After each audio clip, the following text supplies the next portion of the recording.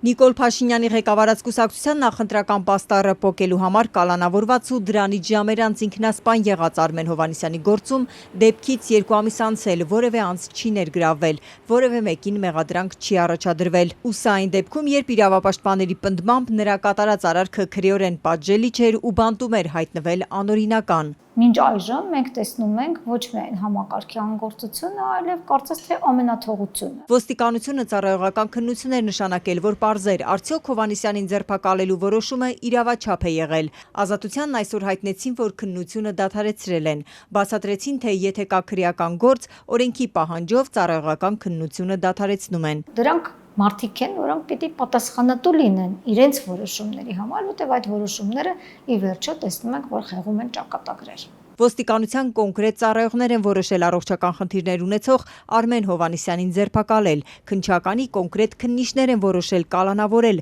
երբ նրա արարքը ենթադրում էր մինչև 100,000 դրամ տուգանք, շեշտում է իրավապաշտպան Զարուհի Հովհաննիսյանը։ Թե ինչու որևէ մեկը չի պատժվում դեռ նախկին իշխանության տարիներից, մարդկանց իրավունքների համար պայքարող իրավապաշտպանը այսպես է բացատրում։ Ես բացատրում եմ նախ այն հանգամանքով, որ ի սկզբանե եղել է կարծես թե փորձ իշխանահաճո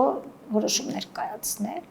իսկ իշխանահաճո որոշումներ կայացնելուց հետո եթե անձինք պատժվեն, կա վտանգ, որ այլոք իշխանահաճո որոշումներ չեն կայացնի։ Արմեն Հովհաննիսյանը Նշավանի բնակիչ էր, ԿՊԱ-կան գյուղապետի զանգով են նրան բերման ենթարկել, ձերբակալելուց ժամեր անց տարելն ու Բարաշենի հոգեբուժարան, այստեղ էլ ըստ պաշտոնական վարկածի մի քանի ժամ անց կախվել էր։ Մարդը իր գործողությունները պաշտպանված չէ համակարգից եւ մարդը, երբ որ տեղի ունենում մանավանդ միջադեպ, որը կապված է իշխանության հետ, մնում է անպաշտպան։ Մեկ տասնյակից ավելի հասարակական կազմակերպություններ արձագանքեցին այս դեպքին, որ Նշավանի բնակչի արարքը վարչական էր, ոչ թե քրեական, ու նա չպետք է կալանավորվեր։ Հայաստանի Հանրապետությունում բոլոր մարդիկ հավասար են օրենքի առաջ եւ դրանում որևէ կասկած չկա։ Ինչպես ասում են դասականները, ոմանք հավասար են, ոմանք ավելի հավասար են։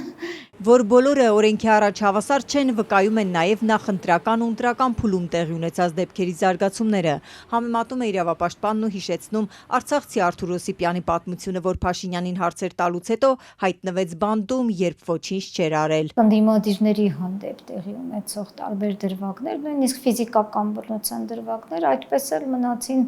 որևէ կերպ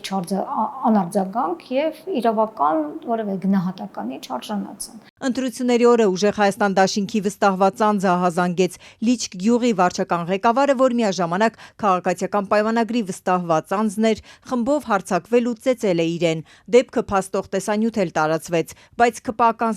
Սիրականյանը ազատությունից մինչ օրս չի զրկվել։ Ըստ բռնության ենթարկված Լևոն Հոխիկյանի իր վրա էին հարձակվել այն բանից հետո, երբ դիտողություն էր արել ընտրական խախտում թույլ տալու համար։ Այս գործով 2 հոգու մեղադրանք է առաջադրվել, առողջությանը թեթև վնաս պատճառելու եւ ընտրական հանձնաժողովների աշխատանքը խոչընդոտելու հոդվածներով։